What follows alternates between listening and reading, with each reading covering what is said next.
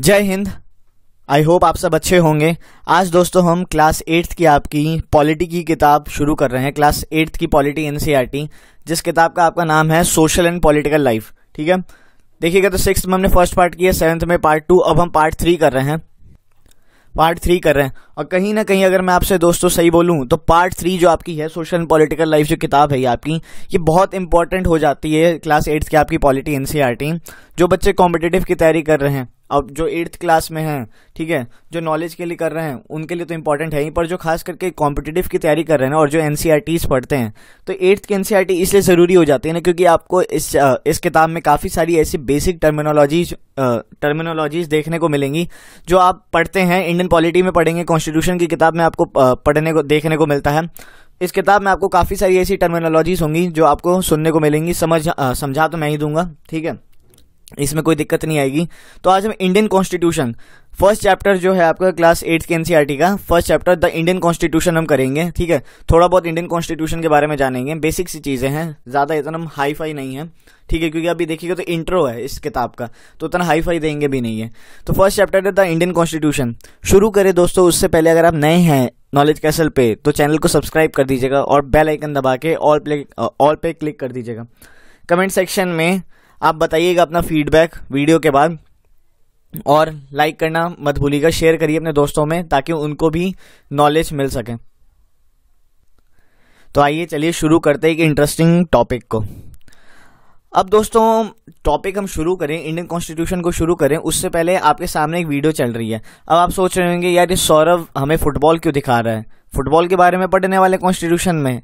तो जी नहीं, फुटबॉल यहाँ पे आपको मैं नहीं दिखा रहा हूँ, ये एक एग्जाम्पल था, आपकी किताब में दे रखा है कॉन्स्टिट्यूशन पढ़ने से पहले, मतलब ये चैप्टर पढ़ने से पहले, कि देखिए क्या होता है ना, किसी भी जब हम स्पोर्ट्स को खेलते हैं, मान लीजिए अब हम फुटबॉल, इसमें चल रही है आपके सामने वीडियो जो चल रही है ये फुटबॉल की। अब फुटबॉल आप खेलते हैं तो फुटबॉल में आपके काफी सारे रूल्स देखने को मिलते हैं आपको, ठीक है, रूल्स एंड रेगुलेशंस देखने को मिलते हैं।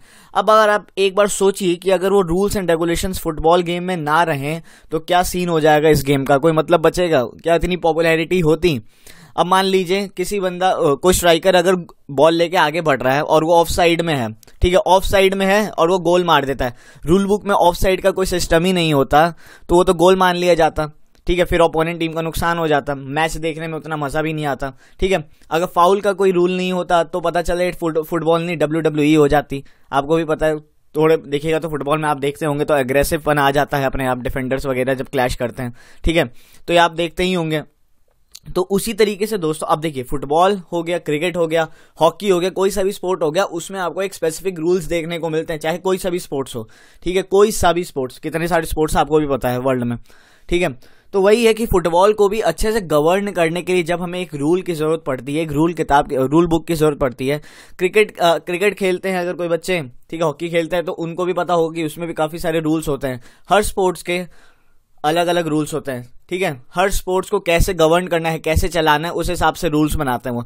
तो उसी तरीके से दोस्तों जब एक बात कंट्री की आती है ना, तो कंट्री को कैसे गवर्न करना है, कैसे चलाना है, एक सोसाइटी को कैसे चलाना है, तो उसके लिए भी एक रूल बुक होनी चाहिए। नहीं तो पता चला सोसाइटी भी मतलब WWE का रिंग ही बन जाएगी कि आओ पहलो जाओ, ठीक है, मतलब एक युद्ध का मैदान बन जाएगा, रूल बुक है ही नहीं, कोई कुछ भी कर रहा है, कोई कुछ भी कर रहा है। तो एक रूल बुक बहुत जरूरी होती है, और वो रूल बुक क्या है आप सभी जानते हैं, उसको हम क्या कहते हैं, कॉन्स्टिट्यूशन कहते हैं। तो कॉन्स्टिट्यूशन ही वो होती है जो एक कंट्री को अच्छे से गवर्न करने में मदद करती है, उसमें हर वो चीज लिखी रहती है, कैसे एक कंट्री को चलाना है, कैसे एक कंट्री में शासन चलेगा, लोगों को क्या देना है, ठीक है, पार्लियामेंट कैसे वर्क करेगा, जुडिशियरी कैसे वर्क करेगी, तो ये सब आपको देखने को मिलता है। तो इसीलिए अब आप कॉन्स्टिट्यूशन का महत्व समझेंगे, जब एक गेम को अच्छे से गवर्न करने के लिए, गेम स्मूथली चले, ठीक है, तब हम उसमें रूल बुक बनाते हैं। तो ये तो एक कंट्री की बात है, कंट्री को अच्छे से गवर्न करने के लिए, सोसाइटी को अच्छे से चलाने के लिए हम एक रूल बुक की जो कॉन्स्टिट्यूशन की नीड नहीं पड़ेगी, नहीं तो फिर दिक्कत हो जाएगा ना, कंट्री को भी तो स्मूथली चलाना है। तो इसलिए हम दोस्तों कॉन्स्टिट्यूशन बनाते हैं। तो ये था आपका एक बेसिक सा था कि आपको कॉन्स्टिट्यूशन समझ में आ पाए कि आखिर ये किताब होती क्या है। चलिए अब आगे चलते हैं, शुरू करते हैं अपना मेन पॉइंट। अब यहाँ पे एक बार दोस्तों आप देखिए, ठीक है, तो यहाँ पे एक क्वेश्चन अराइज होता है आपका। देखिए दो पार्ट्स में मैं आपका ये लेक्चर लेके आऊंगा। फर्स्ट पार्ट में देखिएगा तो why does a country need a constitution, ये जो टॉपिक हम करेंगे। उसके बाद सेकंड पार्ट में हम करेंगे की features of the Indian constitution, Indian constitution के कुछ फीचर्स वगैरह उसको डिस्कस करेंगे, ठीक है। तो यहाँ पे पहला क्वेश्चन देखिए जो अराइज होता है ये है आपका, why does a country need a constitution. इस इमोजी में देखिएगा तो ये भी बंदा सोच रहा है कि आखिर एक कंट्री को कॉन्स्टिट्यूशन की जरूरत क्यों पड़ती है। तो वही देखिएगा तो 4-5 पॉइंट्स हैं, हम उसको देखेंगे इस वीडियो में। Today most countries in the world have a constitution. ज्यादातर कंट्रीज अगर आप देखिएगा आज पूरी दुनिया में तो उनके पास कॉन्स्टिट्यूशन है, क्योंकि कॉन्स्टिट्यूशन की जरूरत पड़ी जाती है, ठीक है, अगर देश को गवर्न करना है, चाहे वो डेमोक्रेटिक हो, ठीक है, या नॉन डेमोक्रेटिक कंट्री हो। अब यहाँ पे एक और पॉइंट लिखा है था, कॉन्स्टिट्यूशन सर्व सेवरल पर्पसेस। कॉन्स्टिट्यूशन जो है वो लोगों को मतलब देखिएगा सर्व करता है सेवरल पर्पसेस, काफी सारे पर्पसेस वो सर्व करता है एक देश में, ठीक है। अब थर्ड पॉइंट, और देखिए पहला पॉइंट जो है today most countries in the world have a constitution, इसमें एक और चीज मैं बता दूं कि सारी आपकी जो all democratic countries are likely to have a constitution. सारी डेमोक्रेटिक कंट्रीज के पास आपको कॉन्स्टिट्यूशन देखने को मिल जाएगा, पर जरूरी नहीं है कि जिनके पास कॉन्स्टिट्यूशन हो वो डेमोक्रेटिक कंट्री भी हो, वहां पे डेमोक्रेसी एग्जिस्ट भी करती है। फॉर एग्जांपल आपको पता ही हमारा पड़ोसी मुल्क चाइना की अगर बात कर लें, वहां पे कॉन्स्टिट्यूशन है पर उसको हम डेमोक्रेसी कह सकते हैं, जरा सा भी नहीं कह सकते हैं, ठीक है, वन पार्टी सिस्टम है, ठीक है, बार बार एक ही पार्टी में से मेंबर्स इलेक्ट होकर आ जाएंगे, तो ये सिस्टम है, तो उसे हम डेमोक्रेसी नहीं कहेंगे, ठीक है। तो ये भी फर्क हो जाता है कि फर्क पड़ जाता है, ये भी पॉइंट इंपॉर्टेंट था, आप नोट कर सकते हैं, आपकी किताब में होगा भी, अगर आप एनसीईआरटी खोल के बैठे हैं तो उसमें अंडरलाइन कर सकते हैं कि सारी डेमोक्रेटिक कंट्रीज के पास कॉन्स्टिट्यूशन तो होगा, पर जरूरी नहीं है जिनके पास कॉन्स्टिट्यूशन है वो डेमोक्रेटिक कंट्री भी हो, ठीक है। तो ये पॉइंट बहुत इंपॉर्टेंट है, इसको नोट डाउन करिएगा, ठीक है, ये अंडरलाइन कर लीजिएगा, आपकी किताब में दे रखा है। थर्ड पॉइंट देखिएगा तो यहाँ पे लिखा हुआ है, it lays out certain ideas that form the basis of the kind of country that we as a citizens aspire to live in, ठीक है। अब ये देखिए आपका जो हमने बोला है क्वेश्चन था आपका, why does a country need a constitution, उसका फर्स्ट पॉइंट है ये, ठीक है, फर्स्ट पॉइंट है। तो ये यहाँ पे लिखा हुआ है, it lays out certain idea. अब देखिए क्या होता है ना कि जो कंट्री में लोग रहते हैं वो लोग क्या चाहते हैं कि कंट्री में क्या सिस्टम होना चाहिए, उसी आधार पर आपका कॉन्स्टिट्यूशन बनाया जाता है। जो कंट्री के लोग डिमांड करते हैं, जो कंट्री चाहती है वैसा ही कॉन्स्टिट्यूशन बनाया जाता है। अब जरूरी नहीं है जैसे इंडिया के लिए कॉन्स्टिट्यूशन लिखा गया हो वैसे पाकिस्तान का भी हो, ठीक है, चाइना का भी हो, थोड़े यूएसए का भी हो, फ्रांस का भी हो, थोड़े पॉइंट्स हमने उन कंट्रीज से उठाए भी हैं, यूएसए फ्रांस से, पर देखिएगा ऐसे नहीं कि पूरा ही एकदम डिट्टो छाप दिया है, क्योंकि यूएसए की सिटीजन देखिएगा कुछ और एस्पायर करते हैं, कुछ और चाहते हैं, उन्हें इस देश में कैसे रहना है वो कुछ और डिमांड करते हैं, फ्रांस के लोग कुछ और करते हैं। हमारे इंडिया में हमने इंडियन सिटीजन को ध्यान में रखते हुए अपना कॉन्स्टिट्यूशन बनाया। तो ये फर्स्ट पॉइंट हो जाता है कि हमारे कंट्री में लोग क्या चाहते हैं, वो किस कंट्री में रहना चाहते हैं, कैसे देश में रहना चाहते हैं, ठीक है, उस कंट्री में जिस कंट्री में वो रहना चाहते हैं वहां पे वो लोग कैसे जी पाए, किस तरीके से जी पाए, ठीक है, क्या क्या आइडियल्स वो देखना चाहते हैं, तो ये सब हम देखिएगा तो कॉन्स्टिट्यूशन में लिखा जाता है, ठीक है। यहाँ के लोग अगर चाहते हैं कि फंडामेंटल राइट्स हमें मिले तो फंडामेंटल राइट्स दे रखी है, राइट टू इक्वालिटी फ्रीडम देखिएगा तो यहाँ पे मिल ही रखा है, ठीक है। फिर यहाँ पे राइट टू एजुकेशन की बात कर लीजिए, सब चीज यहाँ पे दे ही रखी है, सब चीज यहाँ पे देखिएगा तो डायरेक्टली या इनडायरेक्टली पर्पस मतलब तरीके से दे ही रखी है, ठीक है। तो ये होता है कि लोग क्या चाहते हैं अपने देश में, ठीक है, वो कॉन्स्टिट्यूशन में वही चीज लिखेंगे, ठीक है। अब हमारा देश डेमोक्रेटिक है, ठीक, डेमोक्रेसी है हमारे यहाँ, तो हमारा जो कॉन्स्टिट्यूशन लिखा गया होगा वो डेमोक्रेटिक तरीके से लिखा गया होगा, सबको ध्यान में रखते हुए लिखा गया होगा। तो ये पॉइंट आ जाता है, इंपॉर्टेंट पॉइंट था, इसको भी आप देखिएगा तो अंडरलाइन कर सकते हैं किताब में।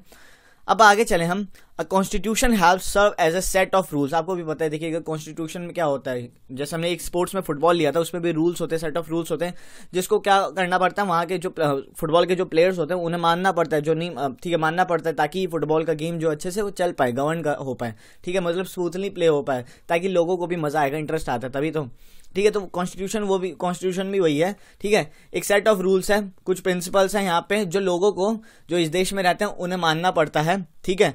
क्यों मानना पड़ता है, ताकि जो हमारा देश है ये अच्छे से गवर्न कर पाए, ठीक है, सोसाइटी अच्छे से फंक्शन कर पाए, गवर्न स्मूथली रन कर पाए कंट्री, ठीक है, कोई ज्यादा दिक्कत ना आए। कभी भी कोई अगर दिक्कत आती है, कॉन्फ्लिक्ट आता है, तो सीधे हम कहाँ भागते हैं, कॉन्स्टिट्यूशन के पास भागते, कॉन्स्टिट्यूशन की तरफ देखते हैं, ठीक है, ठीक है। तो ये होता है एक रूल बुक का कमाल, अब आप समझ गए होंगे।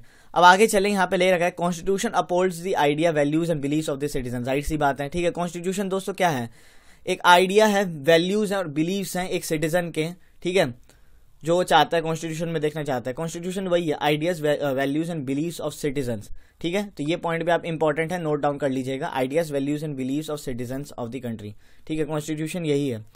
आगे चलें, देखिए अब यहाँ पे अगर आप देखिएगा तो नेपाल की कुछ बात दे रखी है, नेपाल की बात देखिएगा तो क्या दे रखी है यहाँ पे कि 1990 के अगर आसपास देखिएगा आप, क्या हुआ था 1990 में, किंग ज्ञानेंद्र के जो फादर थे उन्होंने क्या किया था, कॉन्स्टिट्यूशनल मोनार्की का सिस्टम मतलब एस्टेब्लिश कर दिया था। वहां पे कॉन्स्टिट्यूशन भी था, मोनार्की सिस्टम भी थी, यानी कह लीजिए मोनार्क भी था वहां पे और थोड़ा बहुत डेमोक्रेटिक काम भी चल रहा था 1990 में। 10-12 साल तक तो ये काम अच्छे से चलता है, पर 2002 में क्या होता है, किंग ज्ञानेंद्र जो होते हैं उनके सन, वो क्या करते हैं, ये जो डेमोक्रेटिक सिस्टम जितना भी था, थोड़ा बहुत भी एग्जिस्ट करता था, उसको अबॉलिश कर देते हैं और पूरी तरह सारा कंट्रोल अपने पास ले लेते हैं। फिर वहाँ के लोग परेशान हो जाते हैं, प्रोटेस्ट करना चालू कर देते हैं, ठीक है। तो वहाँ पे देखिएगा तो people's movement for democracy start हो जाती है 2002 में। 2002 से लेकर 2008 तक चलता ही है। और 2008 में फाइनली क्या होता है ना, नेपाल में मोनार्की सिस्टम को अबॉलिश करके, ठीक है, फुल डेमोक्रेसी एस्टेब्लिश कर ली जाती है और फिर उसके आधार पे कॉन्स्टिट्यूशन लिखा जाता है। अब आप सोच रहे होंगे ये समझ में नहीं आया, देखिए समझाता हूँ अभी मैं। नेपाल में क्या था ना, जब स्टार्टिंग में कॉन्स्टिट्यूशन मोनार्की थी, उसमें क्या था दिक्कत कि उसमें जो कॉन्स्टिट्यूशन लिखा गया होगा ना, वो दोनों नजरिए को, मतलब दोनों चीज़ों को देख के, मोनार्की को और डेमोक्रेटिक को भी देख के लिखा गया होगा, ठीक है। बाद में तो डेमोक्रेटिक को हटाई दिया था, ठीक है, मतलब सॉरी, डेमोक्रेटिक जो सिस्टम था सबको अबॉलिश कर दिया गया था 2002 में। फिर 6 साल के अच्छे देखिएगा तो प्रोटेस्ट मूवमेंट के बाद, जो इनका स्ट्रगल फॉर मूवमेंट था, ठीक है, पीपल्स मूवमेंट फॉर डेमोक्रेसी, उसके बाद इन्होंने क्या किया, मोनार्क सिस्टम को अबॉलिश करके डेमोक्रेसी स्थापित कर दी। तो जो अब जो कॉन्स्टिट्यूशन लिखा जाएगा ना, वो पूरा डेमोक्रेसी को देखते हुए, डेमोक्रेटिक पर्पस से देखा जाएगा, ठीक है, ठीक है। उसमें मोनार्क का कोई रूल नहीं, मतलब मोनार्क का कोई देखिएगा तो कंट्रोल नहीं होगा, मोनार्क के पॉइंट ऑफ व्यू से कुछ नहीं लिखा जाएगा कॉन्स्टिट्यूशन में। तो अब जो पूरा कॉन्स्टिट्यूशन लिखा जाएगा वो एक डेमोक्रेटिक पॉइंट ऑफ व्यू से लिखा जाएगा, ठीक है, ना कि एक मोनार्क पॉइंट ऑफ व्यू से, ठीक है। अब 1990 में कुछ और था, उसमें दोनों पॉइंट ऑफ व्यू से लिखा गया था, पर यहाँ पे आपका सिर्फ डेमोक्रेटिक पॉइंट ऑफ व्यू से कॉन्स्टिट्यूशन लिखा जाएगा। अब आप समझ रहे होंगे कि जैसा उस कंट्री चाहती है, उस कंट्री में जैसा पॉलिटिकल सिस्टम एग्जिस्ट करता है, उसी आधार पे आपका कॉन्स्टिट्यूशन लिखा जाएगा, ठीक है। अब चाइना में 1 पार्टी सिस्टम है, ठीक है, 1 पार्टी सिस्टम है, तो वहां पे उसके आधार पे कॉन्स्टिट्यूशन उन्होंने लिखा होगा, ठीक है। इंडिया में देखिएगा तो डेमोक्रेसी मतलब, तो यहाँ पे जो कॉन्स्टिट्यूशन होगा डेमोक्रेटिक आधार पे लिखा गया होगा, ठीक है। सब उस चीज को नजरिए में रखते हुए, तो जैसे वही चीज यहाँ पे पॉइंट फिट बैठती है। It lays out certain ideals that forms the basis of kind of a country that we as a citizen aspire to live in. जैसा वहाँ के लोग चाहेंगे, जैसा वहाँ के लोग चाहते हैं कि उस देश में बना रहे, वो देश की पॉलिटिकल देखिएगा तो सोसाइटी, मतलब वहाँ की जो पॉलिटिक्स है वो जैसी है, उसी आधार पे आपका देखिएगा तो कॉन्स्टिट्यूशन लिखा जाता है, ठीक है। तो ये नेपाल की बात होगी। अब आपसे मैं दोस्तों 3 क्वेश्चन पूछूंगा, 3 में से एक का आंसर तो आपको देखिएगा तो मैप में ही मिल जाएगा। नेपाल से बताइएगा दोस्तों आप, कमेंट सेक्शन में इंपॉर्टेंट क्वेश्चन है, ठीक है, एग्जाम्स वगैरह में देखिएगा पूछ लिया जाएगा। नेपाल से, सॉरी नेपाल नहीं, भारत के कौन कौन से राज्य हैं जो नेपाल से अपनी बाउंड्री टच करते हैं, ठीक है, भारत के कौन कौन से राज्य हैं जो नेपाल से अपनी बाउंड्री टच करते हैं। दूसरा क्वेश्चन, नेपाल की कैपिटल क्या है।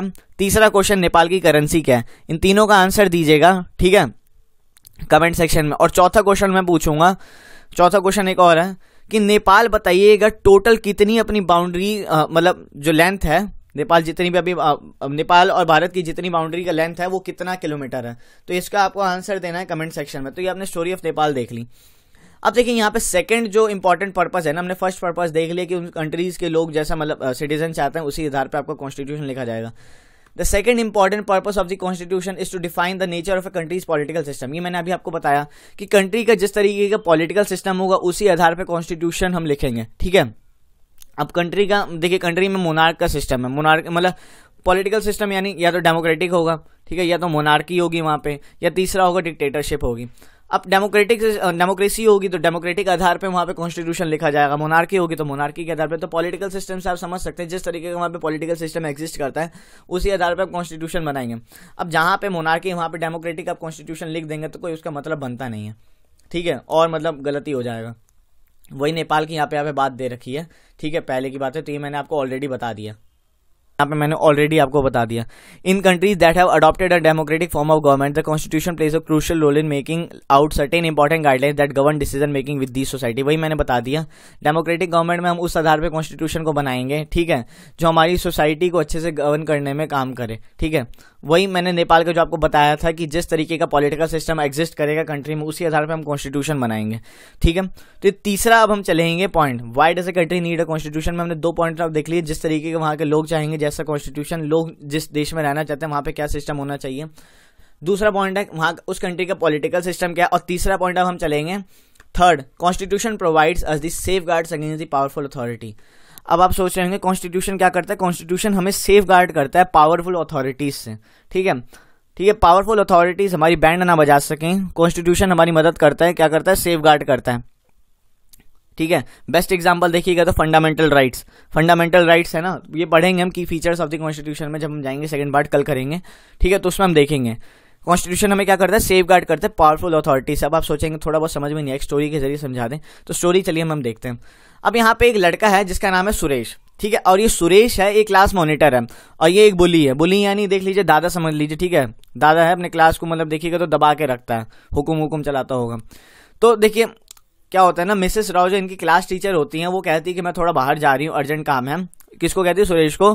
तब तक तुम क्या करो, क्लास को माइंड कराओ। माइंड क्यों कराओ, क्लास मॉनिटर है क्योंकि, ठीक है। तो सुरेश जो होता है ये अनिल को पकड़ लेता है, पकड़ यानी उसमें निशाना साध देता है। दुश्मन होता है ना, क्लास में 2 ग्रुप्स बट रखे होते हैं, ठीक है। मॉनिटर सोचता है अब तो मैं पावरफुल बन ही जाऊं, अब इसकी बैंड बजाऊंगा।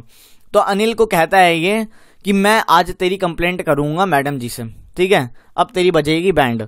तो अनिल कहता है कि भाई साहब मैंने किया क्या है, मेरी क्यों कंप्लेंट करेगा, मैं तो शांति से अपना बैठ के पढ़ाई लिखाई कर रहा हूँ, ठीक है। तो ये सुरेश सोचता है ना बेटा आज तो करूंगा तेरी कंप्लेंट। तो मैम जब आती हैं तो सुरेश क्या कहता है मैम को, मैम अनिल बहुत तेज बात कर रहा था, ठीक है, इससे क्या हो रहा था, क्लास डिस्टर्ब हो रही थी और ये मेरी बात भी नहीं सुन रहा था, ठीक है। तो अनिल भौचक्का रह जाता, कहता अबे क्या बोल रहा है, मैंने तो कुछ किया ही नहीं, मैं तो अपना पढ़ाई लिखाई कर रहा था। देख रहे हो यहाँ पे लिखता हुआ दिख रहा है, इसके हाथ में पेन है, दिख रही है आपको, ठीक है, यहाँ पे ये, तो यहाँ पे आपको दिख रहा है ना, पेन से लिख रहा है, तो पढ़ाई लिखाई कर रहा था। तो ये सुरेश फंसा देता है उसको, कहता है मन में सोच रहा होगा अनिल, अरे तो क्या हो गया भाई, आज तो गलत ही आ गया स्कूल, आज तो एब्सेंट ही हो जाना चाहिए।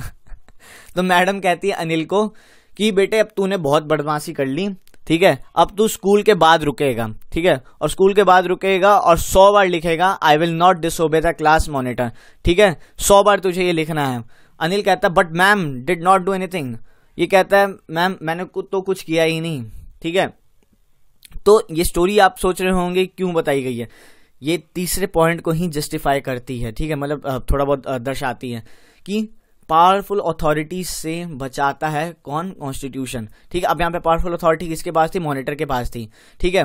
अब इस बेचारे को अनिल को इसने फंसा दिया, ठीक है, और उसे डांट पड़ गई। तो इसी तरीके से होता है कि कॉन्स्टिट्यूशन में अगर ऐसा कोई सिस्टम दे ही नहीं रखा हो, तो अगर मान लीजिए कि हम एग्जांपल ले लें कि जिन नेताओं को हम सिलेक्ट कर रहे हैं, जिन लीडर्स को हम सिलेक्ट कर रहे हैं, मतलब इलेक्ट कर रहे हैं, उन्हें अपना मतलब देखिएगा तो रिप्रेजेंटेटिव मान रहे हैं, कल को जाके हो सकता है कि वो देखिएगा तो अपनी अथॉरिटी हम पे चलाने लग जाए, ठीक है, कुछ भी रूल लाके हम पे थोपने लग जाएं, बैंड बजा दे सोसाइटी की, तो ऐसा नहीं चलना चाहिए ना। तो इसी तरीके से कॉन्स्टिट्यूशन क्या करता है, हमें सेफ गार्ड करता है पावरफुल अथॉरिटीज से, ठीक है। फॉर एग्जांपल फंडामेंटल राइट्स, आगे हम पढ़ेंगे फंडामेंटल राइट्स, ठीक है। इसीलिए कहा था दोस्तों ये इंपॉर्टेंट चैप्टर होगा, आपको काफी सारी चीजें आपको जानने को मिलेंगी, ठीक है। तो किताब भी बहुत इंपॉर्टेंट है। और यहाँ देखिए इन सुरेश जनाब को, बेचारे अनिल को फंसा के खुश हो रहे हैं कि आज मजा आ गया, आज जबरदस्त मजा आ गया, ठीक है, अपना हिसाब किताब पूरा हुआ, ठीक है, होते होंगे, ठीक है। आप भी अगर स्कूल में होंगे तो आपका भी कोई मॉनिटर होगा, हो सकता है आप भी मॉनिटर हो।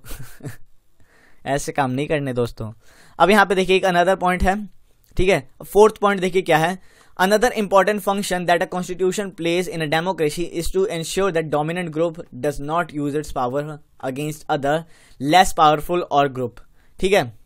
अब आप सोचेंगे इसका क्या मतलब है, देखिए क्या है ना, कॉन्स्टिट्यूशन क्या करता है, ये हमें डोमिनेंट ग्रुप से भी सेफ गार्ड करता है। आप पूछेंगे कैसे, देखिए डोमिनेंट ग्रुप ना जो होते हैं सोसाइटी में, वो लेस पावरफुल ग्रुप को ना दबा ना सकें, ठीक है, माइनॉरिटीज को दबा ना सकें, उसमें भी हमारी कॉन्स्टिट्यूशन देखिएगा तो मदद करता है, ठीक है। ऐसा ही नहीं कि कोई मेजोरिटी में तो आगे माइनॉरिटी की बैंड बजा दें। अब आपको भी एक स्टोरी से समझाता हूँ। तो देखिए क्या होता है ना, एक क्लास में क्या होता है, बच्चे होते हैं, तो बच्चों में क्या होता है ना, लड़कों की संख्या ज्यादा होती है और लड़कियां कम होती हैं बॉयज के कंपैरिजन में। एक एग्जांपल ले रहा हूं, ठीक है, अब जो लड़के वीडियो देख रही होंगी वो उल्टा कर लें, पर यहाँ पे इस क्लासरूम का जो एग्जांपल है इसको हम देखते हैं। तो लड़के ज्यादा हैं, लड़कियां कम हैं, गेम्स का पीरियड होता है, ठीक है।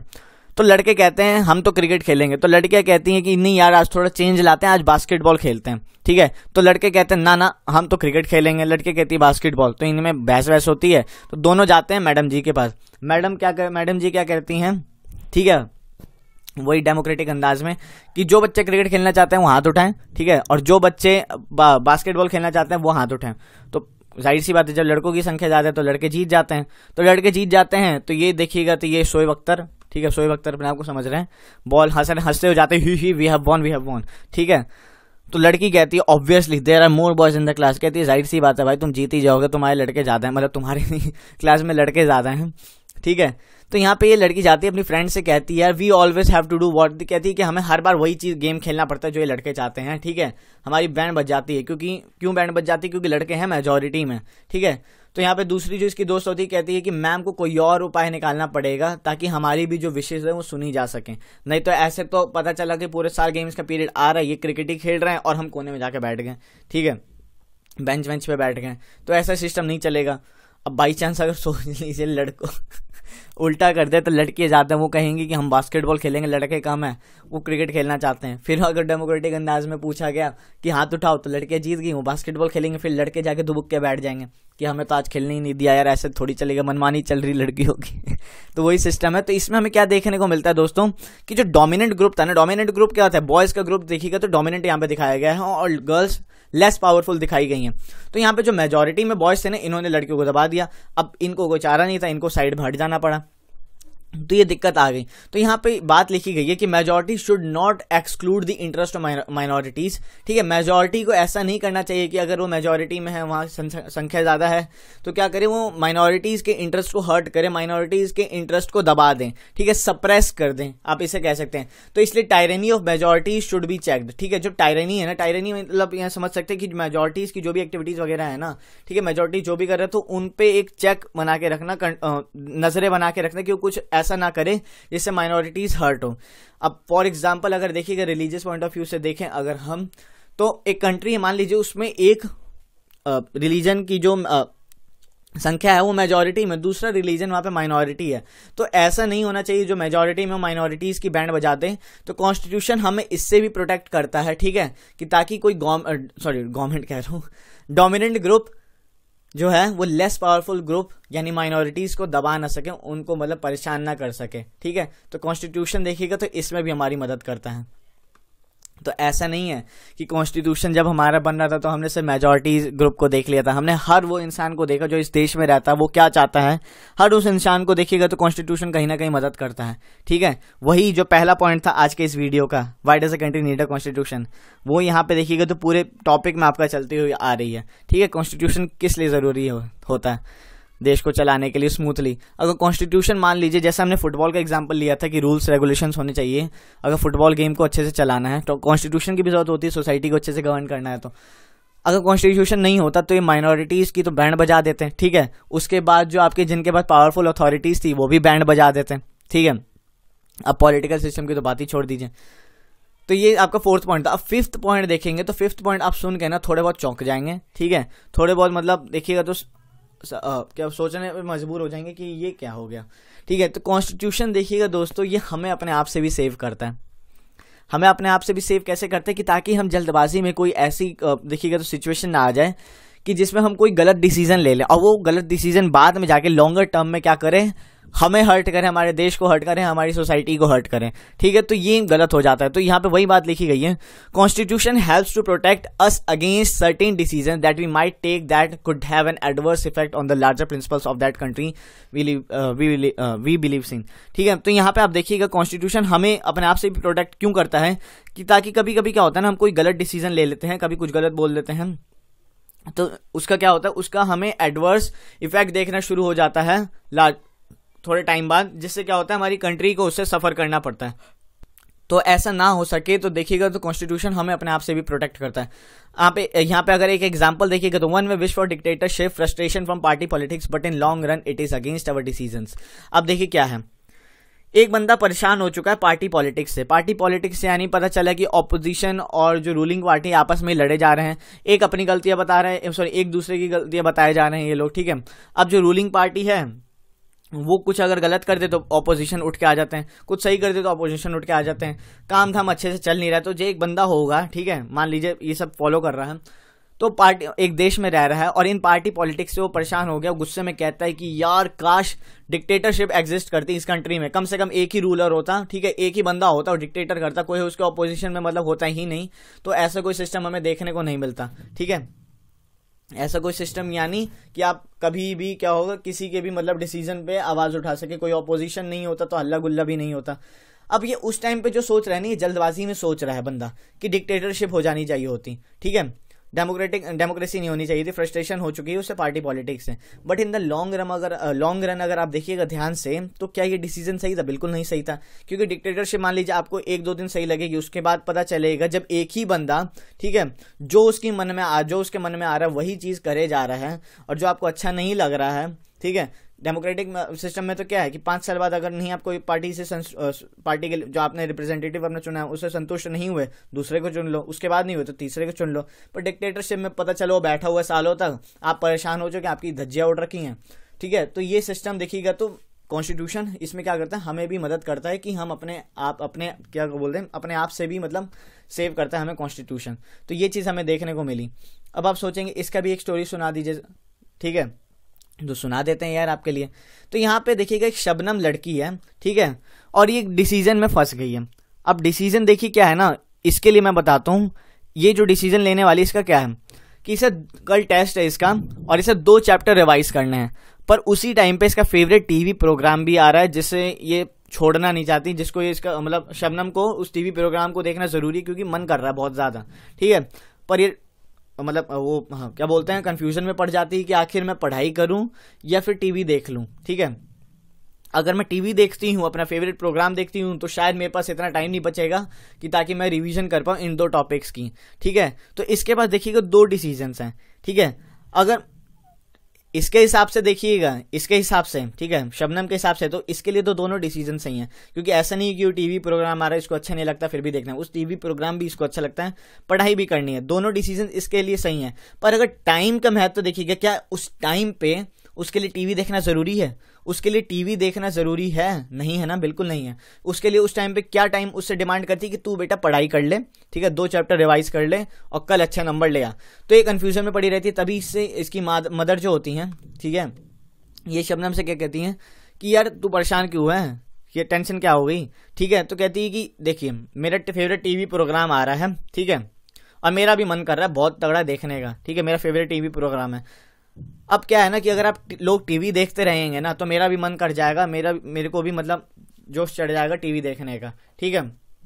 तो ये आइडिया देती है कि आप दोनों भी टीवी मत देखो, तो मेरे को भी मन नहीं करेगा, मैं अपने आप को भी मतलब दिमाग को कंट्रोल करके पढ़ने बैठ जाऊंगी, ठीक है। तो इसके मम्मी पापा कहते हैं ठीक है तू बेटा पढ़, हम टीवी बंद कर देंगे, तेरे लिए टीवी का सेक्रीफाइस नहीं कर सकते, टीवी प्रोग्राम का, जा बेटे पढ़, ठीक है।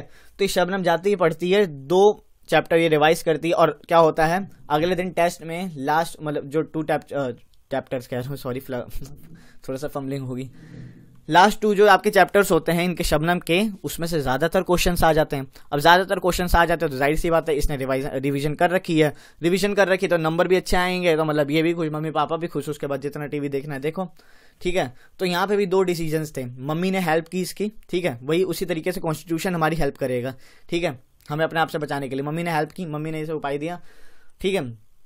तो आप देख सकते हैं यहाँ पे डिसीजन अच्छा किया, पढ़ाई को चूज किया इसने, ठीक है, उस टाइम पे। तो टाइम का भी महत्व आ जाता है डिसीजन देखने में, डिसीजन चुनने में। आपके लिए हो सकता है दोनों डिसीजन सही हो, पर ये भी थोड़ा सोचना होता है कि अगर वो 2 डिसीजन हैं, क्या वो इस टाइम पे सूट कर रहे हैं? एक डिसीजन होगा आपके लिए सूट करेगा उस टाइम पे, टाइम का भी महत्व आ जाता है, वो टाइम कौन सा। तो वही अगर आप किसी भी कॉम्पिटेटिव एग्जाम की तैयारी कर रहे हैं, ठीक है, क्रिकेट खेल रहे हैं, कुछ भी कर रहे हैं, आप अपने लाइफ में सक्सेसफुल होना चाहते हैं, आपके पास भी काफी सारे डिसीजन होंगे, ठीक है।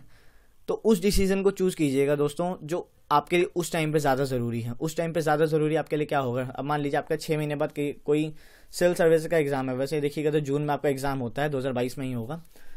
तो क्या होगा कि आपके लिए अभी पढ़ना ज्यादा जरूरी है। ऐसा तो होगा नहीं कि आप जाके 2 मूवीज देख के आ रहे हैं थिएटर में, मूवीज आपको अच्छी लगती हैं देखना, पर उस टाइम पे आपके लिए क्या जरूरी होगा? पढ़ना ज्यादा जरूरी होगा। 2 डिसीजंस आपके पास भी होंगे। तो ये आप समझ गए होंगे, 5th पॉइंट था आपका। तो आज आपका फर्स्ट पार्ट देखिएगा तो हमने कंप्लीट कर लिया। फर्स्ट पार्ट में हमने क्या सीखा? हमने सीखा कि आखिर why does a country need a constitution, country को कॉन्स्टिट्यूशन की जरूरत क्यों पड़ती है। इंटरेस्टिंग टॉपिक था। आई होप मैंने अपना पूरा एफर्ट डाला है दोस्तों आपको समझाने के लिए। अगर कहीं कमी लगी हो तो कमेंट सेक्शन में बताइएगा।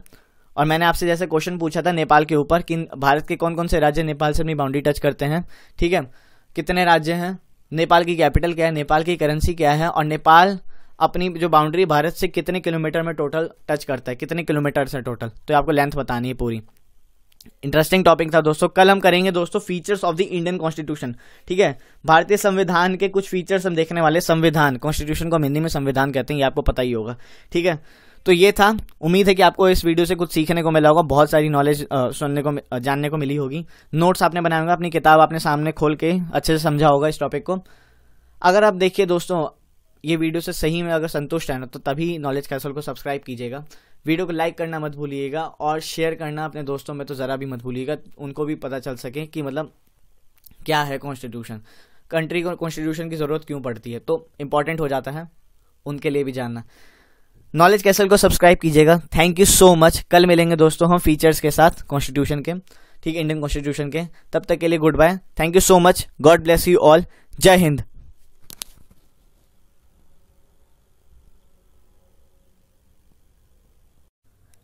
जय हिंद दोस्तों, जैसा कि आपको पता है कल बहुत ही मतलब एक दुखद न्यूज़ हमें सुनने को मिली। हमारे बीच हमारे जो first CDS general Bipin Rawat थे, ये अब नहीं रहे।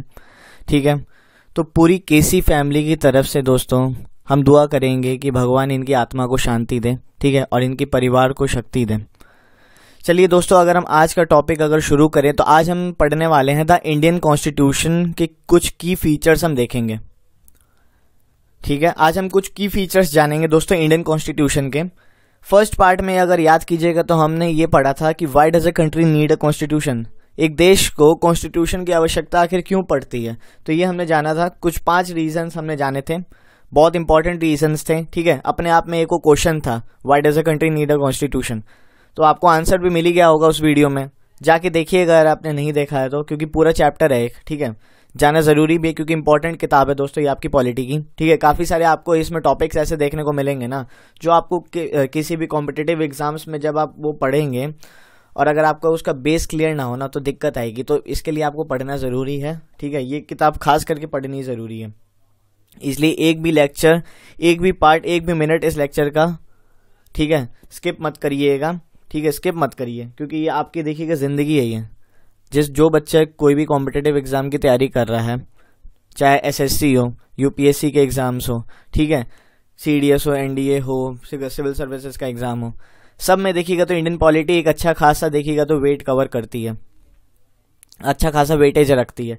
इसलिए ज़रूरत है आपकी, ठीक है, जी हाँ बिल्कुल सही सुना आपने, ज़रूरत है आपकी कि आप ये लेक्चर देखें, सारी टर्मिनोलॉजीज अच्छे से समझें। ठीक है, तो उसी सिलसिले में अगर देखिएगा तो आज हम दोस्तों कॉन्स्टिट्यूशन के, हमारे कॉन्स्टिट्यूशन के, इंडियन कॉन्स्टिट्यूशन के कुछ की फीचर्स जानेंगे। 5 की फीचर्स देखिएगा तो बेसिकली हम जानेंगे फेडरलिज्म। ठीक है, फेडरलिज्म के बारे में जानेंगे, पार्लियामेंट्री फॉर्म ऑफ गवर्नमेंट के बारे में देखेंगे हम, separation of powers, fundamental rights और सेकुलरिज्म के बारे में जानेंगे। अब रही बात सेकुलरिज्म की, जो आपका 5वां फीचर होगा, उसके बारे में ज़्यादा कुछ इसमें दे नहीं रखा है, तो थोड़ी बहुत बेसिक सी चीज़ बता दूंगा, क्योंकि आपको भी पता है जो सेकंड चैप्टर है आपकी इस किताब का वो सेकुलरिज्म ही है। ठीक है, सेकुलरिज्म के ऊपर ही है, तो उसमें हम क्या होगा ना, थोड़ा डिटेल में उस चीज़ को हम समझ लेंगे। तो आगे चलते हैं। फर्स्ट देखिए शुरू करते हैं आज का टॉपिक, की features of the Indian constitution. अब देखिए यहाँ पे एक बहुत बढ़िया, यहाँ से हम शुरू करेंगे। आप देखिए जो मैंने पॉइंट्स बनाए हैं इन पे फोकस कीजिएगा, बाकी मैं समझा दूंगा।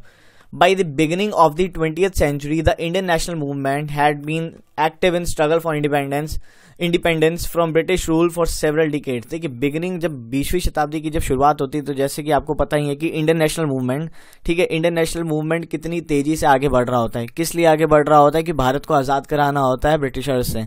ठीक है, और ये ऐसा नहीं था, ये स्ट्रगल, ये इंडियन नेशनल मूवमेंट या स्ट्रगल फॉर इंडिपेंडेंस सिर्फ उसी टाइम से चली थी, उससे पहले कितने डिकेड्स हो गए थे, लग गए थे।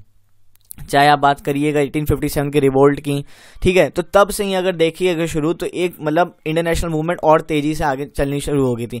उसके बाद 20th सेंचुरी में इंडियन नेशनल मूवमेंट आगे क्यों बढ़ती इतनी तेजी से, क्योंकि काफ़ी सारे जो यंग लीडर्स थे, ठीक है, उस टाइम पे नए लीडर्स का फेस हमें देखने को मिलता है। ठीक है, यंग लीडर्स आते हैं। ठीक है, तो इससे क्या होता है कि इंडियन नेशनल मूवमेंट और तेजी से आगे बढ़ती है। ठीक है, हम अपनी आज़ादी की तरफ और तेजी से आगे बढ़ने लग जाते हैं। ठीक है, एक मिनट दोस्तों, यहाँ पे क्या लिखा है, during the freedom struggle the nationalist had devoted a great deal of time to imagining and planning what a free India would be like. ठीक है, अब जब देखिए, जब फ्रीडम स्ट्रगल, जब इंडियन नेशनल मूवमेंट चल रही थी, फ्रीडम स्ट्रगल चल रही थी, जो हमारे जो नेशनलिस्ट थे, ठीक है, नेशनलिस्ट यानी जो हमारे फ्रीडम फाइटर्स थे, काफ़ी सारे फ्रीडम फाइटर्स थे, ठीक है, नाम लेने लग जाऊँ तो पता नहीं कितने दिन लग जाएंगे, ठीक है।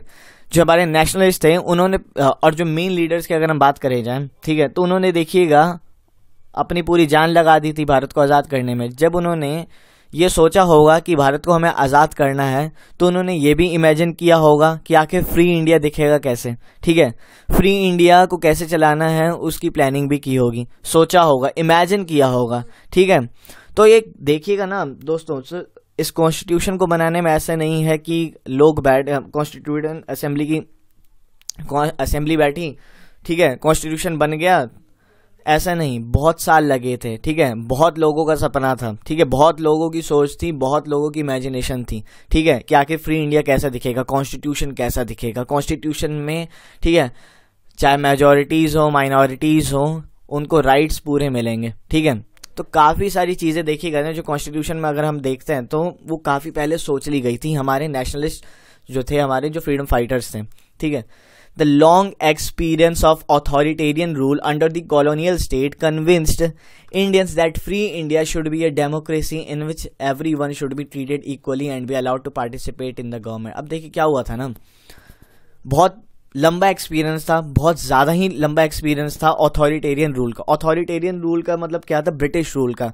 जब मर्जी, कॉलोनियल स्टेट कह सकते हैं, स्टेट से यहाँ मतलब है दोस्तों मेरा कंट्री से, ठीक है। आपको जैसे भी पता होगा, जो बच्चे इंटरनेशनल रिलेशंस या डीपली अगर बताऊँ मैं आपको, तो स्टेट को हम रेफर करते हैं कंट्री से, ठीक है, इंडियन स्टेट, ठीक है। यहाँ पे राज्यों से मेरा मतलब नहीं भारत के राज्यों से, स्टेट को हम यहाँ पे देखिएगा तो स्टेट मतलब हो गया आपकी कंट्री यानी इंडिया। तो इंडिया में क्या था, कॉलोनियल रूल था, कॉलोनियल रूल यानी ऑथोरिटेरियन रूल था, ठीक है। पूरी अथॉरिटीज आपके ब्रिटिशर्स के पास थी। जब मर्जी जा जिसको मारा, जब मर्जी जा किसी को भी उठा के पुलिस में डाल दिया, मतलब जेल में डाल दिया, पुलिस में डाल दिया, सॉरी कह रहा हूँ, जेल में डाल दिया, ठीक है। पीटा, लूटा तो बहुत है, खैर, ठीक है। तो इससे क्या हुआ ना कि इंडियंस को ना क्या हुआ, बहुत अत्याचार हुए, तो वो लोग क्या सोचने लग गए कि जब हमारा भारत आज़ाद होगा ना, तब हम क्या करेंगे, हम डेमोक्रेसी को अपनाएंगे। डेमोक्रेसी को क्यों अपनाएंगे दोस्तों, क्योंकि डेमोक्रेसी में सबको बराबर का दर्जा दिया जाएगा, ठीक है। सारे लोग गवर्नमेंट में पार्टिसिपेट कर पाएंगे, each and every one will be allowed to participate in the government. क्यों, वोट देते हैं ना, ठीक है, अपने रिप्रेजेंटेटिव को चूज करते हैं ना, तो बस ये भी हो गया। This was done not by one person but by group of around 300 leaders, ठीक है। अब किताब में देखिएगा तो लीडर्स नहीं, आपके पीपल्स लिखा है, पर हमें भी पता है जिन्होंने कॉन्स्टिट्यूशन बनाया था, ठीक है, एक रचना की थी ऐसी, ठीक है, चीज की जिसपे आज देखिएगा तो देश खड़ा है। तो इसमें क्या है, हम उन्हें पीपल्स तो कहेंगे नहीं, लीडर्स थे यार वो सारे, तो 300 लीडर्स थे, ठीक है।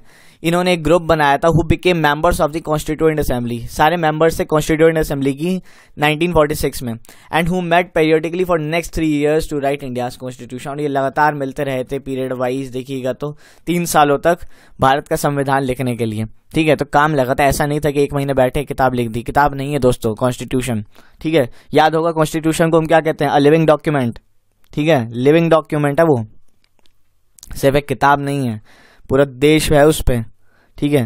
पूरे देश के लोगों की उम्मीदें हैं, देश के लोगों के राइट्स हैं, काफी सारी चीजें हैं, ठीक है। सेंट्रल गवर्नमेंट कैसे चलेगी, स्टेट गवर्नमेंट कैसे फंक्शन करेगी, ठीक है, सब चीज लिखा हुआ है उसमें। Fundamental rights, DPSPs, fundamental duties, पता नहीं क्या क्या है, ठीक है। अगर आप कहिएगा तो मैं एक वीडियो बना दूंगा द इंडियन कॉन्स्टिट्यूशन के जितने भी आपके आर्टिकल्स हैं ना, शॉर्ट वीडियो में। देखिए हर आर्टिकल मैं एक्सप्लेन नहीं करूंगा, पर ये आपको आर्टिकल्स एक वीडियो में मिल जाएंगे, ठीक है। बता दूंगा कि कौन सा आर्टिकल क्या कहता है, तो अगर आप बोलिए, कमेंट करिएगा, तब मैं वो वीडियो बना दूंगा, ठीक है। क्योंकि हाँ ऐसा है कि जो इंपॉर्टेंट आर्टिकल्स होंगे ना, पहले एक वीडियो मैं आपकी बना दूंगा द इंडियन कॉन्स्टिट्यूशन पे, जिसपे सारे आर्टिकल्स में होंगे। आर्टिकल्स मैं आपको बता दूंगा नंबर वाइज, ठीक है, सीरियल वाइज में और पार्ट वाइज में। पर उसमें क्या है, उसके बाद हम क्या करेंगे, जो इंपॉर्टेंट जो पार्ट्स होंगे ना, ठीक है, इंपॉर्टेंट जो आर्टिकल्स होंगे उसको हम एक बार डिस्कस कर लेंगे, बाद में 1-2 लेक्चर बना लेंगे उसके हम। तो उसकी आप टेंशन मत लीजिएगा, ठीक है, कि इंडियन कॉन्स्टिट्यूशन आप पढ़िएगा, मैं अच्छे से पढ़ाऊंगा, आपको टेंशन नहीं लेने की दोस्तों, ठीक है। Constituent assembly had a huge task of framing the constitution of a country. अब देखिए जाहिर सी बात है, कॉन्स्टिट्यूएंट असेंबली के पास ना जबरदस्त बहुत बड़ा टास्क आ गया था क्यों आ गया था? फ्रेम करना था यार कॉन्स्टिट्यूशन, और किस देश का कॉन्स्टिट्यूशन उन्हें फ्रेम करना था, ठीक है, वो उन्हें अपने दिमाग में रखना था। क्यों रखना था? देखिए हमारा देश ऐसे छोटा सा नहीं था, ठीक है, अब रशिया से कंपेयर कीजिएगा तो ठीक है छोटा है, पर यहाँ पे अगर पॉपुलेशन की बात करिएगा, ठीक है, पॉपुलेशन भी अगर उस टाइम पे उतनी ना माने जितनी आज है, पर डाइवर्सिटी तो थी, ठीक है। पार्टीशन की सिचुएशन आ गई थी, ठीक है, पार्टीशन आपको पता है। फिर प्रिंसली स्टेट्स की मतलब प्रिंसली स्टेट्स का भी चक्कर था, उनको भी इंटीग्रेट करना था, ठीक है। तो ये सारे चक्कर थे।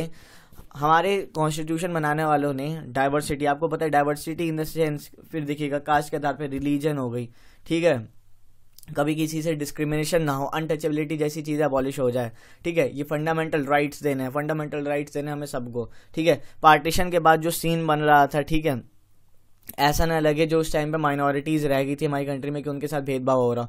फिर प्रिंसली स्टेट जो थे, राजे रजवाड़े जो थे, उनको एक साथ करना, ये मतलब ऐसा तो था नहीं कि हलवा था, ठीक है, कि फटाफट हो गई चीज़। इसमें टाइम लगा, बहुत मेहनत लगी, ज़बरदस्त मेहनत लगी, ठीक है।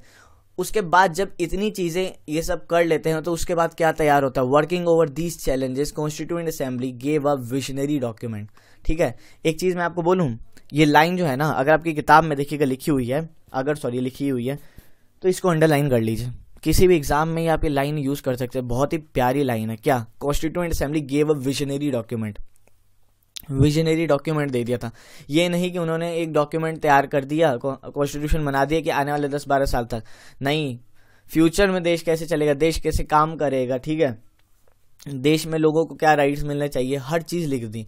तो ये मतलब इन्होंने पहले से ही सोचा होगा ना कि फ्यूचर में क्या हो सकता है, तभी तो इसे कह रहे हैं विजनरी डॉक्यूमेंट, ठीक है। तो बहुत इंपॉर्टेंट चीज़ थी। आज का ये लेक्चर देखिएगा तो थोड़ा सा बड़ा होगा, लंबा होगा, ठीक है, पर एकदम आपके फायदे लायक होगा, ठीक है, तो पूरा देखिएगा।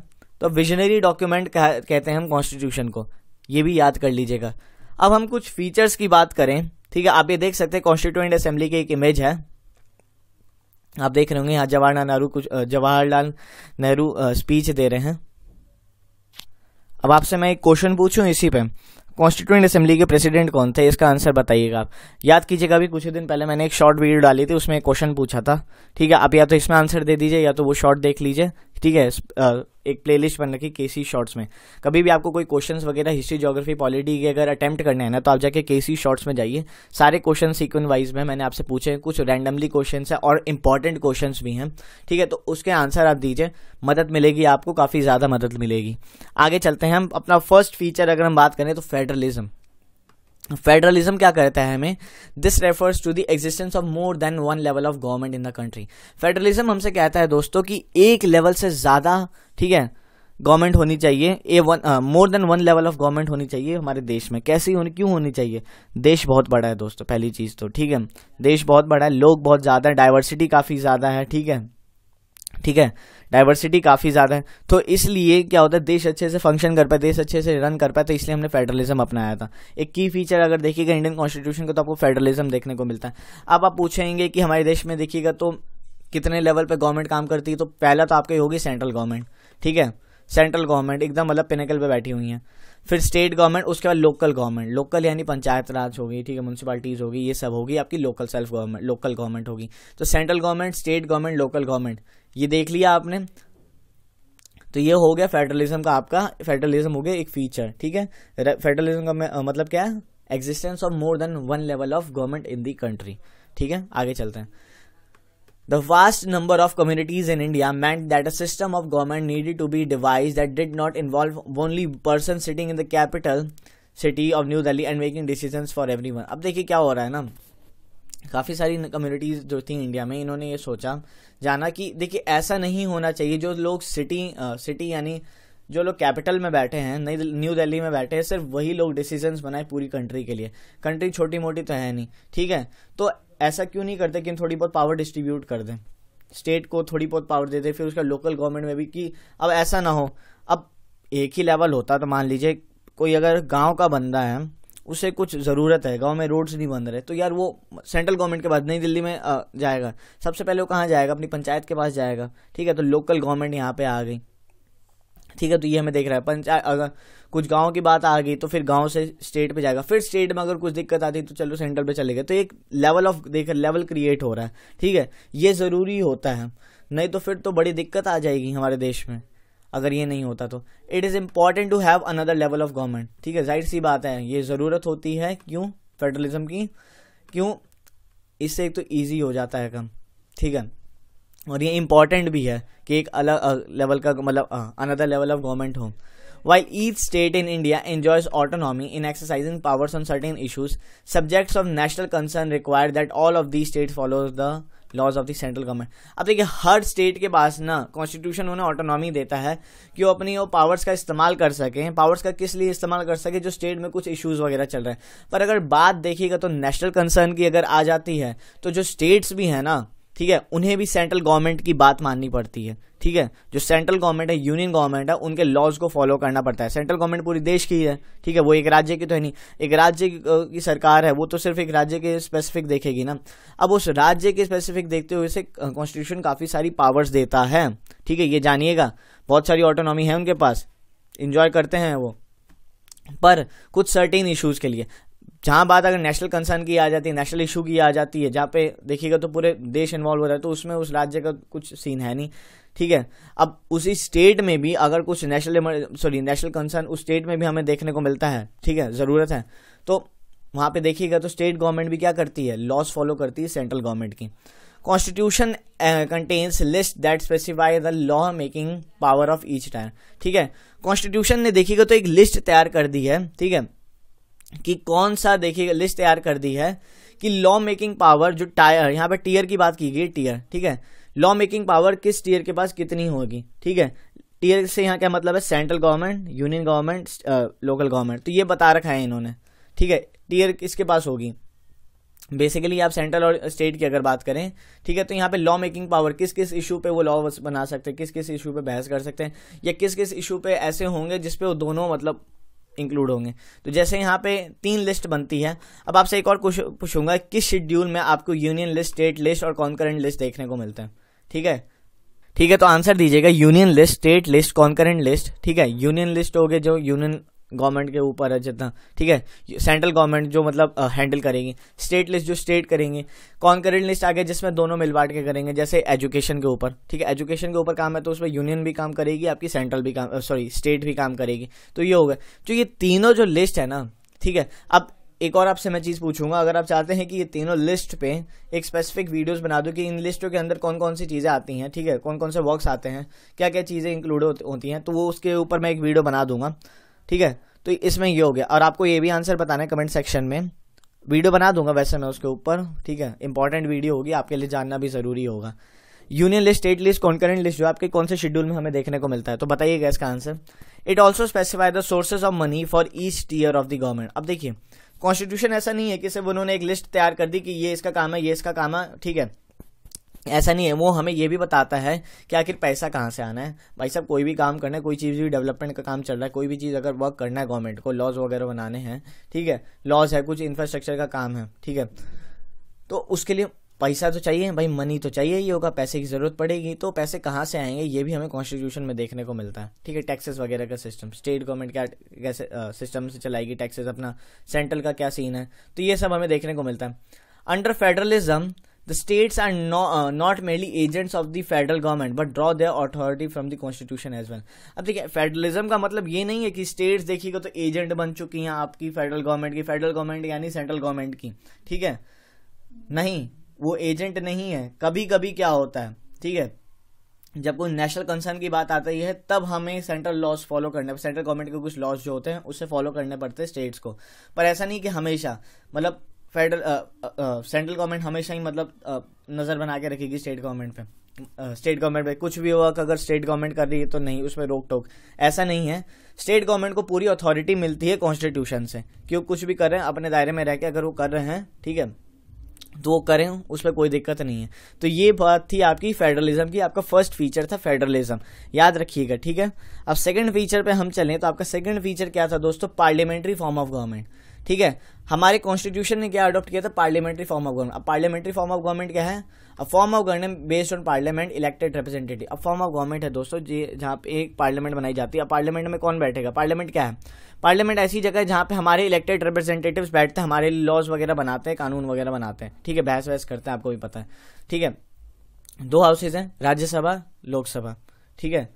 अब आपको ये बताना है कमेंट सेक्शन में कि अपर हाउस कौन सा है और लोअर हाउस कौन सा है। आंसर बताइए कमेंट सेक्शन में। क्वेश्चन पूछते रहूंगा, क्वेश्चन लगातार पूछते रहूंगा, तभी अब एक्टिव रहेंगे, ठीक है। A form of government based on parliament elected representative जिन्हें हम चुनते हैं, ठीक है। हम चुनते हैं कैसे चुनते हैं? वोट देके चुनते हैं, ठीक है। वोट कौन दे सकता है? 18 साल से ऊपर वाले हर व्यक्ति वोट दे सकता है, ठीक है, आपको भी पता है। तो ये हो गया आपका पार्लियामेंट्री फॉर्म ऑफ गवर्नमेंट, ठीक है। तो ये आपका पार्लियामेंट्री फॉर्म ऑफ गवर्नमेंट हो गया। अब हम थोड़ा सा इसको डिस्कस कर लेंगे, हमारा पार्लियामेंट, ठीक है। वैसे अभी अपना नया पार्लियामेंट बन ही जाएगा, ठीक है। The constitution of India guarantees universal adult suffrage और यूनिवर्सल अडल्ट फ्रेंचाइज भी हम कहते हैं उसे, फॉर ऑल सिटीजन। देखिए जो हमारा कॉन्स्टिट्यूशन है ना, वो हर बंदे को जो भारत में रहता है, ठीक है, उसे यूनिवर्सल अडल्ट सफराज देता है, ठीक है। यूनिवर्सल अडल्ट फ्रेंचाइज देते हैं। यूनिवर्सल अडल्ट फ्रेंचाइज का मतलब क्या है? जो भी व्यक्ति देश में रह रहा है, अगर उसकी एज 18 साल से ऊपर है तो उसको वोट देने का अधिकार है, ठीक है। वो अपना नेता, ठीक है, वो अपना रिप्रेजेंटेटिव खुद चुन सकता है, उसकी मर्जी है, कोई उसे दबाव नहीं बना सकता, कोई ऐसा कुछ नहीं है चक्कर। एक मिनट दोस्तों रुकिएगा। तो यूनिवर्सल अडल्ट फ्रेंचाइज के बारे में आपने जाना, ठीक है। यूनिवर्सल अडल्ट सफराज भी हम इसे कहते हैं। This meant that people of India have a direct role in electing their representatives. इसका क्या मतलब है कि जो हमारे भारत के जो लोग हैं उनके पास डायरेक्ट अधिकार मिलता है कि वो अपने रिप्रेजेंटेटिव्स को चुन सकें। याद कीजिए दोस्तों, ठीक है, इसमें भेदभाव का कोई सीन नहीं होता, ठीक है। भेदभाव नहीं देखी जाती है वोट देखने में, ठीक है। डॉक्टर अम्बेडकर ने जब बात कही थी, अब पहले क्या था, ठीक है, सारे लोगों को, अगर मैं आज़ादी से बहुत पहले की बात करूं, बहुत पहले तो नहीं, पहले की बात करूं, क्या था, सब लोगों को वोट देने का अधिकार नहीं था, ठीक है। जो थोड़ा बहुत जो क्या कह रहा हूँ, ब्रिटिशर्स जो लेके भी आए थे, ठीक है, कि हम देखिए वोट देने का अधिकार दे रहे हैं भारत के लोगों को, ठीक है, इन्हें भी हम देखिएगा तो कुछ अधिकार दे रहे हैं, तो सबको तो था नहीं, जो पढ़े लिखे थे उनको था। अम्बेडकर साहब ने ये समझा, तभी तो उन्होंने यूनिवर्सल अडल्ट सफराज दिया, सबको वोट देने का अधिकार दिया। बात तो उस टाइम पे भी असेंबली में भी चली थी, ठीक है, कि आखिर मतलब इतने लोग पढ़े लिखे नहीं है, वो क्या जानेंगे। पर अम्बेडकर साहब की अगर उस टाइम पे बात कीजिएगा तो एक विजन थी, उन्होंने फ्यूचर को देखा था, ठीक है। अब फ्यूचर को तभी तो कहा जा रहा है विजनरी डॉक्यूमेंट, ठीक है। विजन था उनका, फ्यूचर देखा होगा उन्होंने, समझा होगा, तभी तो उन्होंने यूनिवर्सल अडल्ट सफराज जैसी चीज कॉन्स्टिट्यूशन में डाली। पता होगा उन्हें कि बाद में जाके कुछ गलत ना हो जाए, ठीक है। तो डायरेक्ट रोल मिलता है हमें, ठीक है, अपने रिप्रेजेंटेटिव्स को चुनने का। Every citizen of the country irrespective of his her social background can also contest in election. और सिर्फ ऐसा नहीं है कि हमें वोट देने का अधिकार मिलता है, ठीक है। हर नागरिक जो भारत में रहता है, ठीक है, एक एज सीमा होती है, 25 होती है शायद, अब एक बार आप चेक कर लीजिएगा। 18 पे तो आप वोट दे सकते हैं, आपको भी पता है, ठीक है। 25 होती है शायद, देख लीजिएगा। तो एक एज सीमा जब आपकी पार हो जाती है, जब आप एलिजिबल हो जाते हैं, चाहे वो व्यक्ति किसी भी सोशल बैकग्राउंड से आता हो, उसे इलेक्शन में खड़े होने का, उसे इलेक्शन में कंटेस्ट करने का भी पूरा हक है, ठीक है। तो इसमें भी देखिएगा तो कोई दिक्कत नहीं है। These representatives are accountable to the people. और ये जो रिप्रेजेंटेटिव्स होते हैं ये अकाउंटेबल होते हैं टू द पीपल, ठीक है। जो भी ये हमने अपने रिप्रेजेंटेटिव को चुन लिया, ये जाके पार्लियामेंट में कुछ बहस वहस करते हैं, कुछ चीज़ बनाते हैं, ठीक है, लॉज वगैरह बनाते हैं। तो लॉज जो बनाते हैं तो ये लोगों को भी समझाना होगा, ठीक है। तो इसलिए अकाउंटेबल होते हैं ये, जो भी निर्णय ये लेंगे, ठीक है, जनता को देखते हुए लेंगे, ठीक है। जनता को अपने सारे कर्म बताएंगे कि इन्होंने क्या किया, काम किया, ठीक है। तो ये सब हमें देखने को मिलता है किसमें, सेकंड फीचर जो है कॉन्स्टिट्यूशन का, पार्लियामेंट्री फॉर्म ऑफ गवर्नमेंट में। दो फीचर्स देखिएगा तो हमने जान लिए हमारे कॉन्स्टिट्यूशन के, federalism and parliamentary form of government, ठीक है। अब थर्ड फीचर पे चले तो थर्ड फीचर क्या, separation of powers. Separation of powers भी है। सेपरेशन ऑफ पावर्स क्या, ठीक है, अगर हम विभाजित करें, पावर्स को सेपरेट करें, जाहिर सी बात है पावर्स को सेपरेट करना, तो फर्स्ट पावर क्या होगी, लेजिस्लेटिव, लॉज वगैरह यही बनाएंगे। एग्जीक्यूटिव, इंप्लीमेंट करने का काम। जुडिशियल, ठीक है, उन पर नजर बनाए रखने का काम। तो सब देखिएगा तो लेजिस्लेटिव, एग्जीक्यूटिव, जुडिशियल, इन तीनों जो आपके जो पावर्स है, जो मेन पिलर्स हैं, ठीक है, अलग काम है इनका, ठीक है। ऐसा नहीं है कि अब यहाँ पे लेजिस्लेटिव कुछ भी करे जा रहा है, ठीक है, लेजिस्लेटिव कुछ भी करे जा रहा है, एग्जीक्यूटिव को कोई मतलब नहीं, जुडिशियल कोई मतलब नहीं है, तीनों की अपनी अपनी पावर्स हैं। अब हम उसकी को एक बार देखते हैं। The legislature refers to our elected representatives. Legislature वही होते हैं जो जिनको हम क्या करते हैं, इलेक्टेड करते हैं, जो पार्लियामेंट में जाके बहस करते हैं, लॉज वगैरह बनाते हैं, ठीक है। The executive is a smaller group of people who are responsible for implementing laws and running the government. Executives क्या होते हैं, ठीक है। अब लेजिस्लेचर्स ने तो क्या किया, लॉज बना दी। अब एग्जीक्यूटिव का काम क्या होता है कि ये लोग इम्प्लीमेंट किस तरीके से करेंगे लॉ, और इनका काम होता है सरकार को चलाने का, चाहे पीएम हो गए, सीएम हो गए या डीएम हो गए, ये सारे क्या आपके एग्जीक्यूटिव्स हैं, ठीक है। तो एग्जीक्यूटिव्स है ये सारे, डीएम आईएएस बनेंगे आप काफ़ी सारे जो बच्चे वीडियो देख रहे हैं, अगर सिविल सर्विसेज का पेपर देंगे तो, ठीक है, क्लियर करना है, करेंगे। तो यहाँ पे इंप्लीमेंट करने का काम किसका होता है, एग्जीक्यूटिव्स का। The judiciary refers to the court in the country. अब जुडिशरी का क्या काम है, ठीक है, जुडिशरी क्या है, जितना भी कोर्ट आपका सिस्टम, कोर्ट सिस्टम है आप हमारे कंट्री में, जजेस हो गए, लॉयर्स हो गए, ठीक है, जितने भी हैं, जितने भी कोर्ट्स हैं, चाहे हाई कोर्ट, सुप्रीम कोर्ट, ये सारे जुडिशरी के अंडर आते हैं। In order to prevent the misuse of power by any one branch, ठीक है। अब देखिए क्या हो मतलब ऐसा देखें अगर हम, अब ऐसा नहीं होना चाहिए ना कि मान लीजिए लेजिस्लेचर है वो पूरी तरीके से मिस यूज कर रहा है पावर का, ठीक है, बाई वन, यहाँ पे लिखा है ना, ये इसको पढ़ें, in order to prevent the misuse of power by any one branch of government the constitution says that each of these organ should exercise different power, ठीक है, ताकि कोई भी देखिएगा तो ब्रांच जो हमारा लेजिस्लेचर, एग्जीक्यूटिव, जुडिशरी में से, ठीक है, मिस यूज ना करे अपनी पावर का।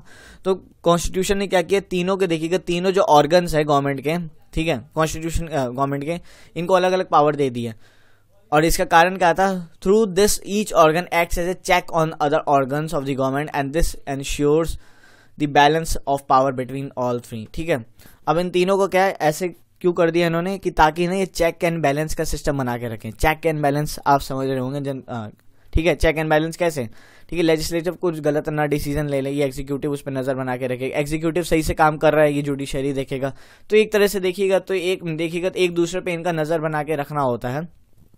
सबकी अपनी पावर्स डिफाइंड है कॉन्स्टिट्यूशन में, तो ये हमें सीन देखने को मिलता है आपका किसमें, सेपरेशन ऑफ पावर्स में। और सेपरेशन ऑफ पावर्स जरूरी भी है, ठीक है, नहीं तो फिर आपको भी पता पावर का मिस यूज होने लग जाएगा। लेजिस्लेचर्स अपने हिसाब से कोई भी लॉ बनाए जा रहे हैं, इंप्लीमेंट करे जा रहे हैं, ठीक है, एग्जीक्यूटिव नाम की कोई चीज़ ही नहीं है, ठीक है। अब वो लॉज किस तरीके से इंप्लीमेंट हो रहे हैं उसमें नजर बनाने के लिए जुडिशरी भी नहीं है, ठीक है। तो ये सब चीज़ें, तो इसलिए तीनों ऑर्गन्स को देखिएगा जो सरकार के हैं, इनको अलग कर दिया गया, इनको अलग पावर्स दी गई कॉन्स्टिट्यूशन में, ताकि ये एक दूसरे पे चेक एंड बैलेंस बना के रखें, ठीक है। तो ये आपकी होगी सेपरेशन ऑफ पावर्स। अब हम सबसे इंपॉर्टेंट अगर फीचर देखिएगा तो हमारे कॉन्स्टिट्यूशन का फंडामेंटल राइट्स की अगर हम बात करेंगे, फंडामेंटल राइट्स, ठीक है, फंडामेंटल राइट्स देखेंगे हम। The section on fundamental rights has often been referred to as the conscience of the Indian constitution. Fundamental rights को देखिएगा ना तो कंसाइंस कहा गया है इंडियन कॉन्स्टिट्यूशन का। कंसाइंस अगर आप मतलब समझिएगा तो कोर कह सकते हैं हम, कोर, धड़कन, ठीक है, धड़कन समझ लीजिए, कहा गया इंडियन कॉन्स्टिट्यूशन का। इसके बिना मतलब कॉन्स्टिट्यूशन में तो कुछ है ही नहीं। सबसे मोस्ट इंपॉर्टेंट चीज आपको फंडामेंटल राइट्स देखने को मिलती है। फंडामेंटल राइट्स किसके लिए हैं, ठीक है, फंडामेंटल राइट्स हैं आम लोगों के लिए। राइट्स चाहिए होते हैं ना यार, ठीक है, आज़ादी, अपनी राइट्स सबको चाहिए होता है, तो कॉन्स्टिट्यूशन ने दिए हैं। Learnings from the past experiences of the colonial rule, अब learnings from the past experiences of the colonial rule क्यों कहा गया कि कॉलोनियल गवर्नमेंट में क्या था, जब उनका शासन था ब्रिटिशर्स का, तो फंडामेंटल राइट्स जैसी तो कोई चीज़ होती नहीं थी। पहली बात तो उस टाइम पे, ठीक है, लोगों के पास खुद के राइट्स नहीं थे, ठीक है, अपनी मर्जी से ज़्यादातर वो लोग कुछ कर नहीं सकते थे, ठीक है, बहुत दिक्कतें थी, बहुत दिक्कत थी। इक्वालिटी तो एकदम खत्म ही थी। जो आज हम राइट टू इक्वालिटी देखिएगा तो घर बाहर में भी इक्वालिटी की बात कर लेते हैं, ठीक है, राइट टू इक्वालिटी आपने सुना होगा। अभी हम देखेंगे 6 जो हमारे फंडामेंटल राइट्स हैं, तो इसमें भी देखिएगा तो कॉलोनी रूल में ऐसा कोई सिस्टम था नहीं। तो भारत के जो संविधान जो बना रहे थे उन्होंने भी सोचा यार नहीं यार, अपने देशवासियों को ना हमें फंडामेंटल राइट्स देने पड़ेंगे, ठीक है, इसके बिना कुछ चलेगा नहीं।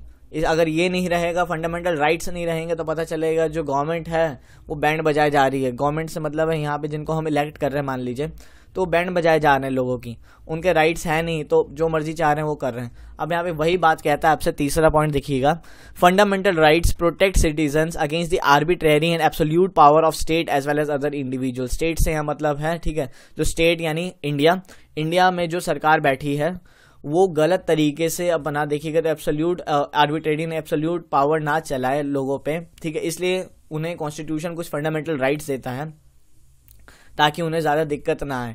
Fundamental rights guarantees the right of minorities against the majority. Fundamental rights देखिए सबसे बड़ी चीज़, अगर देखिए फंडामेंटल राइट्स नहीं होते तो आपको क्या लगता है, जो हमारे मान लीजिए किसी भी कंट्री में, अगर हमारे देश की बात की जाए तो मेजोरिटी पावर में आ जाती, माइनॉरिटीज़ को डर नहीं लगता, डर लगता। आज फंडामेंटल राइट्स ही तो है ना, जहाँ पे मेजोरिटीज़ देखिएगा तो माइनॉरिटीज़ का देखिएगा तो हनन नहीं करते हैं। एक मिनट, कोई दिक्कत हमें देखने को नहीं मिलती है, ठीक है। तो ये भी देखिएगा तो गारंटी किसको देता है, राइट्स माइनॉरिटीज़ को देता है, ठीक है, कि माइनॉरिटीज़ को लोग देखिएगा तो दबा ना सके। कौन नहीं दबा सके, मेजॉरिटी। अब ये कहानी अगर आप देखिएगा तो हमने फर्स्ट पार्ट में देखी थी, बॉयज़ और गर्ल्स वाला सिचुएशन याद है ना। एक क्लास में बॉयज़ ज़्यादा थे, गर्ल्स कम थी। बॉयज़ कह रहे थे क्रिकेट खेलेंगे, गर्ल्स कह रही थी नहीं हम खेलेंगे बास्केटबॉल, ठीक है। तो वहाँ पे माइनॉरिटीज़ का देखिएगा दबाया जा रहा था ना। तो यहाँ पे वही है, फंडामेंटल राइट देखिएगा तो गारंटी देता है कि माइनॉरिटीज़ को नहीं दबाया जाएगा मेजॉरिटी के द्वारा। तो फंडामेंटल राइट्स देखिएगा तो एक बहुत ही बड़ी चीज़ है अपने आप में, देखिएगा तो एक टॉपिक है पूरा, ठीक है। अगर एक वीडियो अगर मैं इस पर बनाने लग जाऊँ ना तो 2 घंटे कम से कम लग जाएंगे इस पर, हर चीज़ अच्छे से एक्सप्लेन करने में, ठीक है। कहिएगा तो ये भी बना दूंगा फंडामेंटल राइट्स। अब देखिए काफ़ी सारे इसमें ऐसे टॉपिक्स हैं ना जिस पे एक सेपरेट वीडियो बन सकती है, सेपरेट एक लेक्चर लिया जा सकता है, ठीक है। तो वो ले लूँगा, उसमें कोई दिक्कत नहीं। पर जितनी अगर आपकी इस किताब के बाद से चलें तो उस हिसाब से हम चलें तो ये आप देखने को मिलता है आपको, ठीक है, फंडामेंटल राइट्स के बारे में। अब अगर हम आगे चले तो 6 राइट्स हमें यहाँ पे किताब में दिए गए हैं और 6 राइट्स ही हैं, ठीक है। तो ये हमें कौन कौन से देखने को मिलता है, right to equality, right to equality, ठीक है, समानता, ठीक है, समानता का अधिकार, समानता का अधिकार मिलता है ना, ठीक है। अब राइट टू इक्वालिटी में हमें क्या मिलेगा, राइट टू इक्वालिटी में हमें क्या मिल सकता है, ठीक है, कि सबसे पहले तो देखिएगा तो डिस्क्रिमिनेशन नहीं होनी चाहिए, ठीक है। डिस्क्रिमिनेशन कौन से बेसिस, किन बेसिस पे नहीं होनी चाहिए, रिलीजन के बेसिस पे, सेक्स के बेसिस पे, प्लेस ऑफ बर्थ के बेसिस पे, ठीक है। उसके बाद कास्ट के बेसिस पे नहीं होनी चाहिए आपकी, देखिएगा तो इक्वालिटी मतलब डिस्क्रिमिनेशन नहीं होनी चाहिए। अनटचेबिलिटी को अबॉलिश किया गया था। अनटचेबिलिटी आपको भी पता है कि बहुत ज़्यादा थी, ठीक है, बहुत ज़्यादा थी, आपको भी पता होगा, पढ़ा होगा, आपका हिस्ट्री में मैंने बताया भी था शायद 6th 7th, हाँ हिस्ट्री में एक लेक्चर लिया था, पता नहीं टॉपिक याद नहीं आ रहा, ठीक है, पर मैंने लिया हुआ है। तो अनटचेबिलिटी भी थी, ठीक है। तो इक्वालिटी हमें मिलती है, राइट टू इक्वालिटी। अब राइट टू इक्वालिटी देखिए तो कौन से आर्टिकल्स तक हैं, फंडामेंटल राइट्स जैसे कि आपको पता है पार्ट 3 ऑफ द कॉन्स्टिट्यूशन में देखने को मिलेंगे और आर्टिकल 14 से 18 तक राइट टू इक्वालिटी को डील किया जाता है, ठीक है। अब इसमें देखिए एक और चीज़ मिलती है, ठीक है, सबको बराबर दर्जा मिलना चाहिए पब्लिक एम्प्लॉयमेंट में, भेदभाव उसमें भी नहीं होना चाहिए। तो ये आपका पहला आर्टिकल हो गया।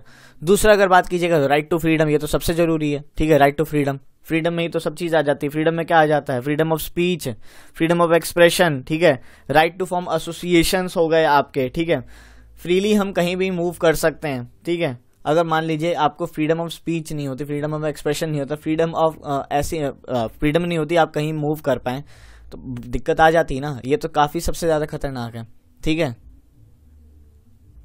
ठीक है। जब नेशनल इमरजेंसी लगती है आपकी, आर्टिकल 352 जब लगता है तो उसी टाइम पे देखिएगा तो आपका ये आर्टिकल 19 की तो सबसे ज़्यादा बैंड बच जाती है। राइट टू फ्रीडम आपका एकदम ही खत्म हो जाता है, ठीक है। फ्रीडम ऑफ स्पीच तो आर्टिकल 19 जो आपका है एकदम ही खत्म हो जाता है। तो ये हमें देखने को मिलता है right to freedom. Right to freedom में मैंने आपको बता दिया। अब तीसरी चीज़ है दोस्तों, right against exploitation. Right against exploitation मतलब यार किसी को मतलब एक्सप्लॉयट नहीं करना, ठीक है। तो उसके लिए भी देखिए तो राइट्स बना रखे। अब किस आधार पे देखिएगा तो कॉन्स्टिट्यूशन क्या कहता है, हमें प्रोहिबिट करने को की बात कहता है human trafficking, forced labour. Forced labour यानी जो बंधुआ मजदूर बना लेते हैं, बंधुआ मजदूर कह लीजिए या बॉन्डेड लेबर जो कहते हैं, या फिर जिनको मतलब काम तो करवा रहे हैं, ज़्यादा सैलरी नहीं दे रहे, ठीक है, काम बहुत ज़्यादा उस हिसाब से उनकी पगार नहीं है, ठीक है। उसके बाद एम्प्लॉयमेंट ऑफ अंडर 14 ईयर्स जो चिल्ड्रन होते हैं, employment of children under 14 years की जो एज के नीचे, उनको हजार्डियस प्लेसेस में हम काम नहीं करा सकते। इंडस्ट्रीज वगैरह हो गई, माइंस वगैरह हो गई, इनमें हम काम नहीं करा सकते, ठीक है, ये भी गैर कानूनी है। तो राइट अगेंस्ट एक्सप्लॉयटेशन की बात कहता है यहाँ पे। अब चौथा राइट देखिएगा तो क्या कहता है, right to freedom of religion. अब right to freedom of religion हमसे क्या बात कहता है, ठीक है, ये हमें बात कहता है कि practice profess and every person has the right to practice profess and propagate the religion of their choice, ठीक है। हर बंदे की अपनी चॉइस है, ठीक है, कि वो कौन सा रिलीजन अपनाना चाहता है, कौन सा रिलीजन प्रैक्टिस करना चाहता है, ठीक है। वो रिलीजन बता भी सकता है किसी को, यहाँ पे ऐसा कुछ नहीं है कि मतलब ज़बरदस्ती उसका मतलब बोल हम प्रेशर डाल रहे हैं कि तू अपना धर्म ये डाल, ठीक है। किसी मतलब प्रेशर में वो अपना रिलीजन चेंज नहीं कर रहा है, रिलीजन कोई अपना रहा है, ठीक है। उसके बाद पूरी आज़ादी है कि कोई भी रिलीजन वो चूज कर सकता है, बेस्ट है।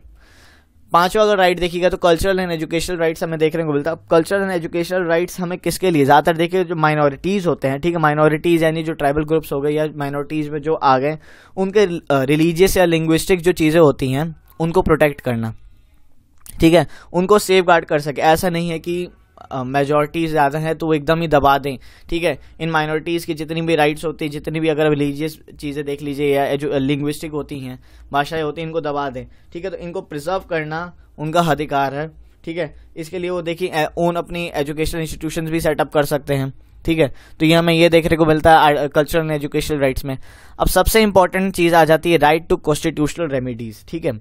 अब राइट सारी राइट आपको मिल गई, right to equality, right to freedom, right against exploitation, right to freedom of religion, cultural and educational rights, सब मिल गया। पर अगर मान लीजिए बाई चांस आपको ये राइट्स का हनन होता है, आपको मतलब अपने राइट्स का हनन देखने को मिलता है कि आपको ये राइट्स के मतलब जो मिले हैं ये दबाए जा रहे हैं, ठीक है, तो आपको एक और पावर मिलती है। क्या पावर मिलती है, ठीक है, कि आप कोर्ट जा सकते हैं। कोर्ट जा सकते हैं, क्यों जा सकते हैं, क्योंकि आपके फंडामेंटल राइट्स वायोलेट हुए हैं, ठीक है। यहाँ पे सीधे सीधे बात कहता है, this allows citizens to move the court if they believe that any of their fundamental rights have been violated by state यानी स्टेट गवर्नमेंट, जो स्टेट गवर्नमेंट कह रहा हूँ, जो सेंट्रल गवर्नमेंट के आधार गवर्नमेंट की बात की गई है यहाँ पे। अगर आपको लगता है कि आपके राइट्स का हनन हुआ है, ठीक है, आपके राइट्स वायोलेट हुए हैं, फंडामेंटल राइट्स वायोलेट हुए हैं, तो आपको दबाया गया है, तो आप कोर्ट जा सकते हैं। इसमें मतलब कोई दिक्कत की बात है नहीं। तो हमें ये रहे आपके कुछ फंडामेंटल राइट्स रहे, बहुत इंपॉर्टेंट है। कॉन्स्टिट्यूशनल रेमेडीज अगर ना रहे तो इन राइट्स का कोई मतलब ही नहीं बन जाएगा, ठीक है। अगर इसका कोई हनन भी कर लेगा, ठीक है, आपके कोई राइट्स वायोलेट भी कर रहा है, तो आप क्या कर लेंगे, ज़्यादा से ज़्यादा सर पीटेंगे, ठीक है। कॉन्स्टिट्यूशन की किताब उठा के देख लेंगे, अच्छा ये राइट्स हैं, ठीक है। तो ये राइट आपके लिए बहुत इंपॉर्टेंट हो जाता है, राइट टू कॉन्स्टिट्यूशनल रेमेडीज, ठीक है। तो ये इंपॉर्टेंट था। आगे चलते हैं हम। Doctor Ambedkar has said about these fundamental rights there is a twofold. Doctor Ambedkar ने बात कही थी फंडामेंटल राइट्स की, दो बातें कही थी, अब हम उसको देख लेते हैं। The first objective is that every citizen must be in a position to claim those rights, ठीक है, क्लेम दोज राइट्स। देखिए सबसे पहली जो इन्होंने बात कही थी कि एवरी सिटीजन, जो सारे जो हमारे जो देशवासी हैं, सिटीजन्स हैं हमारे देश के, वो एक ऐसी स्थिति में होने चाहिए कि अगर उनके राइट्स का मतलब राइट्स अगर वायलेट हुए हैं तो उस राइट्स को क्लेम कर सकें। और क्लेम किस आर्टिकल के तहत वो कर सकते हैं, क्या आर्टिकल के तहत कर सकते हैं, सॉरी, जो आपके राइट हैं ये वाला राइट टू कॉन्स्टिट्यूशनल रेमेडीज, ठीक है, इसके आधार पे वो लोग क्या कर सकते हैं, अपने राइट को क्लेम कर सकते हैं। आर्टिकल 32 से आपको आर्टिकल 35 तक देखने को मिल जाएगा, ये आपको constitutional remedies, right to constitutional remedies. तो यहाँ पे doctor B R Ambedkar sir इसी की बात कर रहे हैं, ठीक है, क्लेम दोस राइट्स। तो ठीक है, तो ये आपको पता चल गया कि राइट टू कॉन्स्टिट्यूशनल रेमेडीज के तहत हम उन राइट्स को क्लेम कर सकते हैं कोर्ट में। सेकंड क्या कहते हैं ये, these rights must be binding upon every authority that has got the power to make law. और ऐसा नहीं है कि सिर्फ राइट्स देखिएगा तो सिर्फ अथॉरिटीज को नहीं दी गई हैं, ये राइट्स सब पे मतलब लागू होती हैं।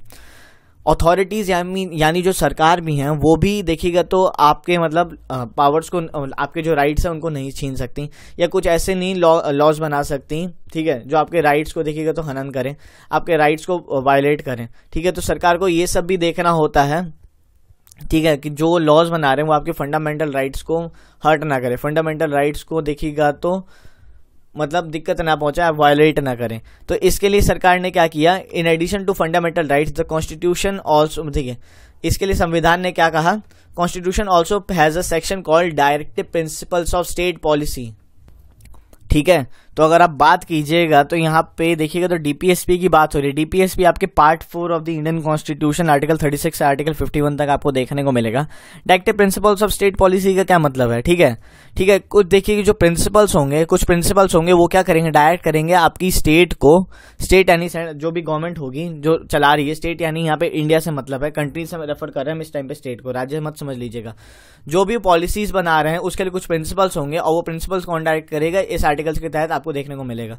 कुछ भी लॉज वगैरह बना रहे हैं, the section is included to ensure greater social and economic reforms to guide the independent Indian state, ठीक है। देखिए ये सेक्शन क्या करेगा, आपको गाइड करेगा, इंश्योर करेगा greater social and economic reforms, जो भी आप काम कर रहे हैं, जो भी आप लॉज वगैरह ला रहे हैं सोसाइटी के लिए, ठीक है, वो इन आधार पे लाएंगे। ठीक है। अब देखिए, अगर ये चीज़ कॉन्स्टिट्यूशन में लिखी नहीं होती, फंडामेंटल राइट्स देख दी कि आप वायलेट नहीं, अथॉरिटीज़ वायलेट भी नहीं कर सकती हैं, लॉज बना रहे हैं जब वो, ठीक है, तब उन्हें कैसे पता चलेगा कि नहीं वायलेट कर सकते, किस आधार पे कॉन्स्टिट्यूशन बना, मतलब लॉज वगैरह बनाएंगे। तो कुछ आधार इन्होंने तैयार किए, directive principles of state policy में हमें देखने को मिलते हैं। डिटेल में पढ़ेंगे जब तो पता चल जाएगा। तो ये आप याद रखिएगा, आपको कुछ फंडामेंटल राइट्स हमने देख लिए।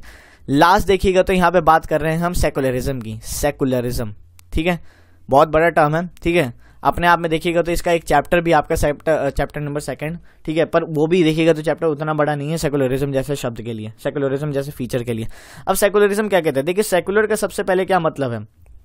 सबसे पहले अगर हम सेकुलर का मतलब समझें, सेकुलर का क्या मतलब होता है। सेकुलर का मतलब होता है दोस्तों कि not connected with religious matter, ठीक है, रिलीजियस मैटर से अपने आप को जोड़ के, मतलब रिलीजियस मैटर यानी किसी एक धर्म से अपने आप को जोड़ के ना देखना, ठीक है। तो सेकुलर स्टेट हमारा जो है भारत, वो क्या है, एक सेकुलर स्टेट है।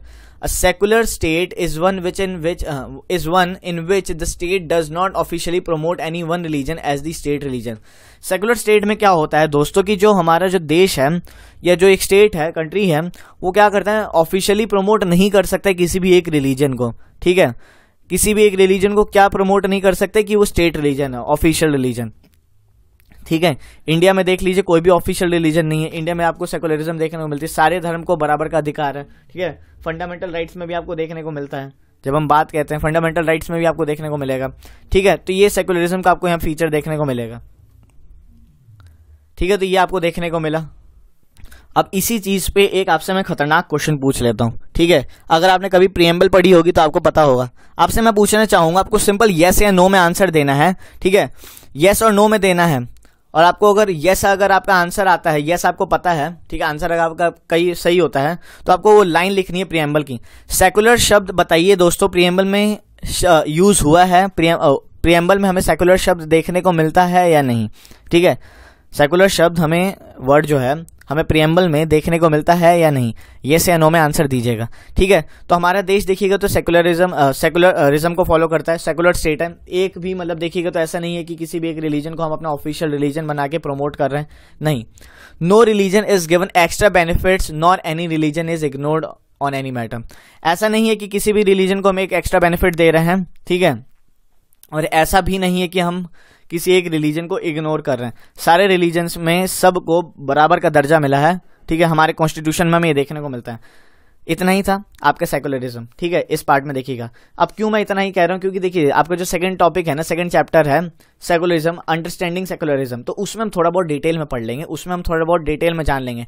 जब नेक्स्ट चैप्टर है ही, ठीक है, तो मतलब ये देखिएगा तो आपका लास्ट चैप्टर में लास्ट टॉपिक भी आपको सेकुलरिज्म देखने को मिला, आपको मीनिंग पता चल गई सेकुलरिज्म की क्या मतलब है, तो हम बाद में देख लेंगे, चेक कर लेंगे। ये हो गया आपका बात। तो सेकुलरिज्म हमने यहाँ देख लिया। अब सेकुलरिज्म सबसे बेस्ट चीज लगी है दोस्तों, यहाँ पे ऑफिशियल एक भी रिलीजन नहीं है ना। अगर मेरे हिसाब से पूछिएगा तो सबका एक ही रिलीजन है यहाँ पे, इंडियन, ठीक है, सिंगल रिलीजन है यार, इंडियन, कोई नहीं है यहाँ पे, देख नहीं रहे, बहुत ही बढ़िया इमेज लगी मेरे को लगी थी ये, ठीक है। तो अच्छी इमेज थी, secularism in India, secularism in India अगर आपको देखना है, ठीक है, तो ये है, ठीक है, एक भी हमने ऑफिशियल रिलीजन नहीं है हमारे देश का, ठीक है। तो ये था आपका आज का चैप्टर, खत्म हो गया फर्स्ट चैप्टर, मजा आया होगा उम्मीद है, ठीक है। हमने फर्स्ट पार्ट में देखा था why does a country need a constitution, constitution की नीड क्यों है देश को, हमने ये देख लिया। अब दूसरा ये भी तो टॉपिक आता है कि आखिर कॉन्स्टिट्यूशन के भाई साहब फीचर्स क्या क्या हैं, ठीक है, तो हमने वो भी 5 फीचर्स देख लिया। कौन से 5 फीचर्स देखे हमने, बताइएगा जरूर, ठीक है। Federalism, parliamentary form of government, separation of power, fundamental rights और सेकुलरिज्म के बारे में हमने जाना, डिटेल में जाना, ठीक है, अच्छे से जाना। उम्मीद है कि आपको वीडियो अच्छी लगी होगी, ठीक है। दोस्तों में शेयर कीजिए, वीडियो ज़्यादा अच्छी लगी है तो कमेंट करिए, और कमेंट में जितने भी क्वेश्चंस मैंने पूछे सबके आंसर दीजिए।